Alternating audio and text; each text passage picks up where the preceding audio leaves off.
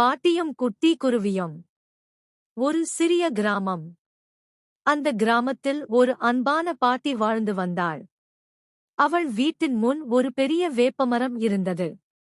ஒரு நாள் அந்த மரத்துக்கு கீழே சீர் சீர் ன்னு சத்தம். பாட்டி பார்த்தா. ஒரு குட்டி குருவி கீழே விழுந்து காயமாயிருந்தது.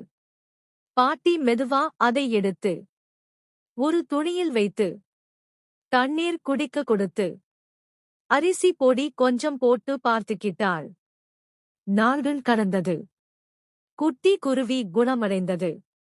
ஒரு நாள் அது பறக்க ஆரம்பிச்சது. பாட்டி சொன்னாள், போடா கண்ணே, உன் அம்மாவிடம் போ. குருவி பறந்துச்சு. ஆனா தினமும் பாட்டி வீட்டுக்கு வந்து சீர் சீர்ன்னு பாடி மலர்களை கொத்திட்டு வந்து பாட்டி வாசலில் போட்டு போகும். பாட்டி சிரிச்சுக்கிட்டே சொன்னாள், நல்ல மனசு கொடுத்தா அது 1000 மடங்கா திரும்பி வரும். கதையின் கருத்து மெசேஜ் சோகஸ்மெலி. கருணை, அன்பு, நன்றி, மறக்காத மனசு.